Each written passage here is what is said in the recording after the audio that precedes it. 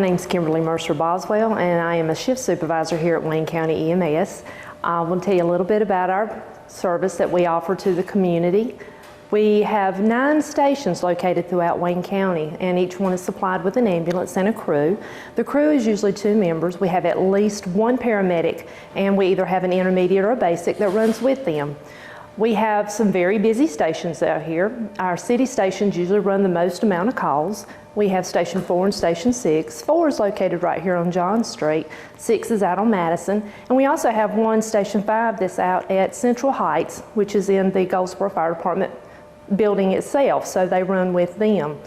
These usually constitute our highest ranges. Our other county stations will usually run not as many calls, but on a given day it's hard to determine how many they may run. Our city stations can run anywhere 4 and 6, especially up to maybe 20, 24 on a very busy day. They typically average out about 8 to 10. That's usually a standard day for them. And we run in 24-hour shifts, so sometimes they don't get rest, sometimes they might get lucky and get a break in between calls. It all depends on what's going on. Our county stations, they are not typically as busy. They can run an average of 3 to possibly 7 or 8 a day on their busy days. And they as well run 24-hour shifts. So they get a little bit more of a break than we do, but they have a longer way to haul to the hospital since they're further out. So their calls are typically longer in duration than the city calls. They're shorter because they don't have a transport time considering the further out in the county they are. Our calls, as far as being on scene, we try to keep it to a minimum of around 20 minutes. Some calls we can be less, sometimes take more.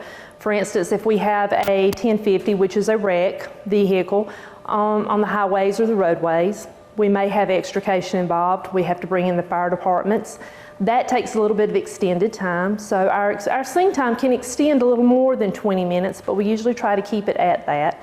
And sometimes we have very simple calls where somebody's just basically sick and they need transport to the emergency room. And that can take anywhere from 10 minutes, long enough to get the patient stabilized and get them transported. So today we're going to be riding with EMS 41. This is one of our busier stations, and we have 2 outstanding crew members that's going to be doing this today. We have Jennifer Goodson, who's been with us for a while, and we have a newer member of our crew who is David Strodes, who is an awesome medic, and we really appreciate him coming to work with us.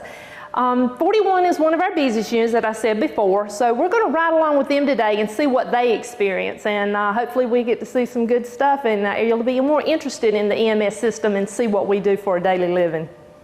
David Strodes. I'm a paramedic with Wayne County. I've been here for about 6 months. Moved down from Pennsylvania because I heard that North Carolina has a stellar reputation for weather. Been doing this type of stuff for about 10 years. Went through the EMT basic training, which was about 4 months long, and then moved on to paramedic, which is about 12 months to a year and a half, depending on where you go to school for that. A little more extensive anatomy, a little more pharmacology, but they also teach you stuff like the basic techniques we use, how to start IVs, give medication, stuff like that, of course, but they also teach you a little bit of psychology, a little bit of how to deal with unexpected situations, and then the paperwork and stuff like that that every job seems to have. What are some of the things we have to do when we're out and about? Well, obviously deal with medical emergencies, and those range from a stub toe to cardiac arrest. One of the fun parts that I like about the job is that you're never entirely sure what you're going to get. 911 will tell you what the caller says, but that doesn't mean that's what's actually going on when you get there. I got called one time for back pain. Got there, the guy had actually overdosed on several drugs. So that obviously went downhill very quickly. He's all right, by the way. EMS, for the most part, most of us run a 24-hour shift. Here in Wayne County, we'll do 24 hours on shift, 24 hours off shift, 24 hours on shift, and off shift, then on shift, and then we'll have 4 days off to kind of recover from that group of working together. When you show up to work, you check with the crew you're relieving, make sure everything's okay, see if there's anything that they need you to do while you're on shift, because we do everything around here, not just the emergencies. We do laundry, we take care of the computers, make sure everything's okay there.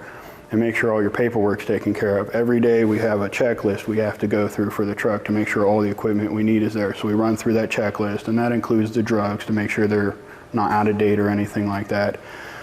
And so we make sure we do that. And then, you know, just get a cup of coffee, relax a little bit, and make sure all your paperwork's taken care of, because that's important.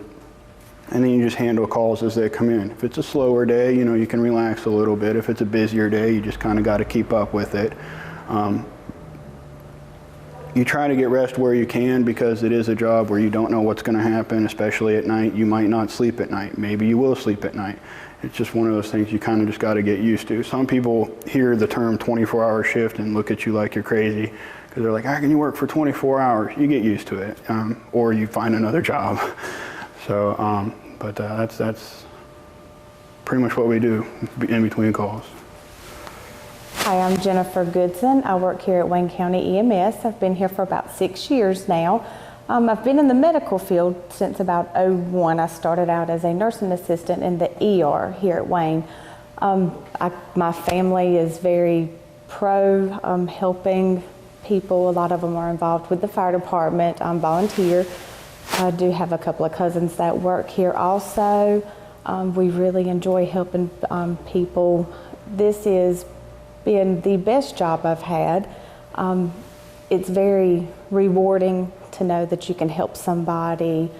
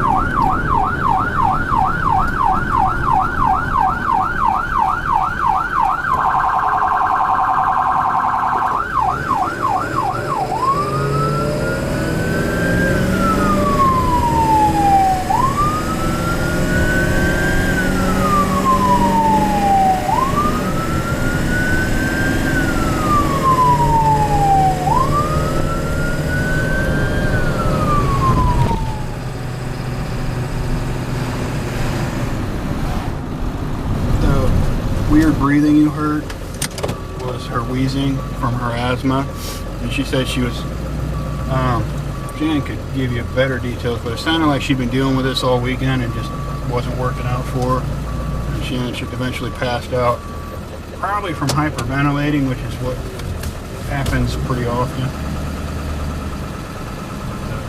Like I said, Jen was talking to her. Jen gave you all the fun details. Out there, we saw her. The other crew had put her on oxygen, and Jen put her on albuterol, which is the same stuff you get in an inhaler, just a little bit more concentrated. And when we put it with pure oxygen, it helps a lot more. So that's all we did, because that cleared it up. And then you have to verbally calm them down too, or they're just going to hyperventilate anyway and pass out again. So most of the time you can be gentle, but every once in a while you got to be a little bit more firm when it comes to calming them down. Not like scream at them, just, you know, raise your voice a little bit and make sure they understand it. If they don't calm down, they're just going to pass out again. So this is an ambulance. Most ambulances are set up more or less the same. Some companies have a little bit different setup, but the basics of an ambulance are about the same. Along the outside of the ambulance, you have several compartments, which will have your backboard, your splints, your collars, the stuff you're probably used to seeing on TV shows and the news and stuff when somebody gets hurt in a car wreck and they're all laying flat and strapped down. We put them on the outside because it's a lot easier to get them when you're at a car wreck or something, just to grab them without having to open up 15 doors. The inside of the truck has your sheets and stuff, obviously, because we trade them out with every patient to maintain cleanliness. We also have a space, this one will be towards the back, where we have all our airway stuff. And we keep all the airway stuff in one spot so we're not scrambling all over. You know, it's all in one spot. Same thing with our gauze and our trauma, that's in another section. Down here we have it's the miscellaneous, but it has our labor and delivery kits in the event we have to do that. Also sterile water and the odd bandages, like the very large bandages that we don't use too often, but we do need to have just in case. We keep those a little separate. And then in one, we have all our IV stuff, the bags, the needles themselves, the gauze, Band-Aids, stuff like that. And we keep all that right in what we refer to as the action area, because we use them more often than anything else on the truck, so we want them pretty handy. Same thing with the monitor being right there. We have replacement supplies for the monitor, electrodes and paper and stuff like that, also in the cabinet, but that's, you know, with like the basins we use if somebody's not feeling well and stuff like that. We have them, but we don't use them that often, so we just kind of keep them separate. Apologize for that. The orange bag you see on the stretcher is pretty much a miniature version of the truck. Everything we have in the truck, we have in that orange bag. And that's the house bag, the jump bag, whatever you want to call it, but it's what we bring into a house so that anything we need, we have immediately. We don't have much of it, but it's enough to get them stable in the house if we don't have time to get them to the truck and just do it there. So that's why we bring it. We also have a small oxygen bottle we bring with us, and we have a very large one in the side of the truck for the truck itself. Under the bench seat is just random stuff like pillows and tools and stuff for the truck itself, but for how much stuff is in here, it's very, very I'm not very good. It's very well designed for how much space is in there. So,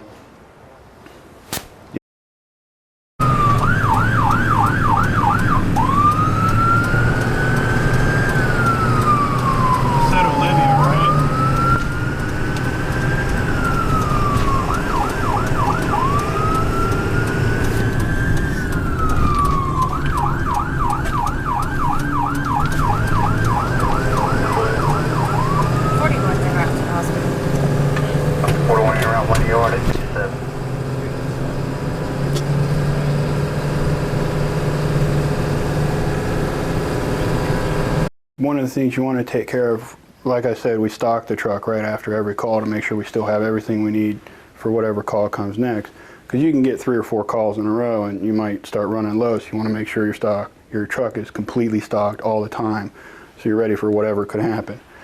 The other thing you want to do is, as soon as you can, get on the computer and start writing out your trip sheet. Now we use a program called EMS Charts, which is based out of Pittsburgh, Pennsylvania, but many agencies across the country use it because it's a very universal system for charting patient care reports. Who does the actual trip? Because you know there's 2 people on a truck, but who handles the actual call, who drives, who gets in the back with the patient is all dependent on what's going on for that call. Like I told you earlier, there's 2 levels of care. There's BLS, which is basic life support care, which is an EMT basic can handle that, and that's basically your really simple stuff. They can stop bleeding, they can do CPR, they can splint broken bones, and if it's any type of call that doesn't involve a cardiac monitor or some sort of medication or pharmacological intervention, then they can handle stuff like that. I don't want to say little simple stuff, but that's an easy way to explain it, because I don't want to belittle them and say they only handle simple stuff. But the other level of care is anything that involves perhaps starting an IV, you know, putting a patient on a cardiac monitor to see if they're having a heart attack, or any type of medication intervention along those lines. We move on to what we call ALS, or advanced life support care, at which point the higher trained individual would get in the back of the truck. So whichever person's in the back of the truck, the other person drives. So you're both trained on how to drive properly, you're both trained on how to take care of a patient and how to do paperwork. So that's how we determine. Some people think that one person is constantly the driver and the other person is constantly taking care, and that's not how it works. So perfect. All right, this is just a login page. I'll show you. EMS Charts is awesome because it handles pretty much everything involving an EMS agency. You can do everything on EMS Charts, from just the charting to scheduling to, that's the supervisor sending me a message about something. So, I mean, you can handle a lot of stuff on EMS Charts. But the important part is For every single patient we do, we have to fill one of these out. And it's 9 pages, pages being a little misleading because it's just 9 screens. The first screen is what happened on the call, when did it happen, how long did it take you to get there, the addresses and that sort of thing. It stays blank until you fill it in, obviously. And then from there,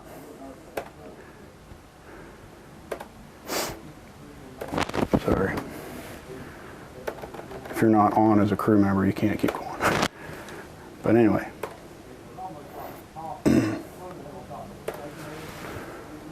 From there, you enter your patient information.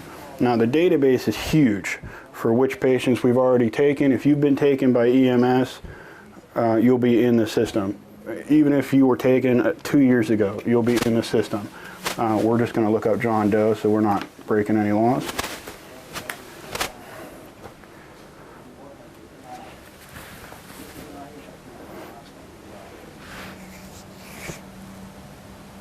There's a lot of them. Here we go. All right, and then you'll obviously have this information from the patient, and you'll fill this all in: their address, you know, their name, their insurance paperwork if you happen to have it, and then down here is their medical history, what medications they're on, you know, what kind of problems they might have, and if they're allergic to anything. And then every single person who checks on this patient after you will have all this information. So that's why it's important that you fill it all out accurately. And that's why we ask patients, a lot of the questions that we ask them is not just for us, it's also for the next person that might have to take care of them. This page we fill out, it's a narrative, it's very essay oriented. We describe in as much detail as we can what happened in the call, because this is a legal document. If they ever subpoena something, you want to make sure you have as much information as you can, because you're not going to remember everything you do, and we all know that sometimes lawsuits happen 3-4 years in the future. So we run a couple, 3,000-4,000 calls a year. You know, it's hard to remember everything. And then from here on out, it's a very detailed assessment of what the patient was like, and broken down by neurology, airway, you know, by each section of the patient. So you just describe what it is you found, and this helps you, for the person reading it, it helps you explain what was going on, so that if when they read this trip sheet at the state level, they don't need to call you and have any type of clarification. They know exactly what's going on. And there's just several more pages of this, and then you have the activity log, which you go by minute what you did. We showed up at this time, we entered the house at this time, you know, found the patient in this position, did this to get him to the truck. In the truck we did this, you know, vital signs, or maybe if you had to give him some sort of medication or start an IV, everything's in there. And then on the last page, you kind of handle some of the legal stuff. You sign it electronically, and then you attach the documents that I showed you earlier. You scan it in and attach it to this so they can see the physical copy of the signatures and stuff like that for HIPAA and that sort of thing. And then you just lock it out, and from there it'll send it to the supervisor, who will proofread it, make sure everything's okay, make sure your patient care was appropriate, and then send it to the state level. If there's a problem at the supervisor level, they will flag the trip sheet and talk to you about it. If it's something minor like your times are out of sequence, you can fix that pretty quickly. But if it was a patient care issue, they want to catch that before it gets too far. And they always check these the next day. So it's not like a week from now they're going to call you on a call. They'll let you know pretty quickly if you messed up. That way they can get it taken care of as fast as we can. You know, you don't want the same problem happening over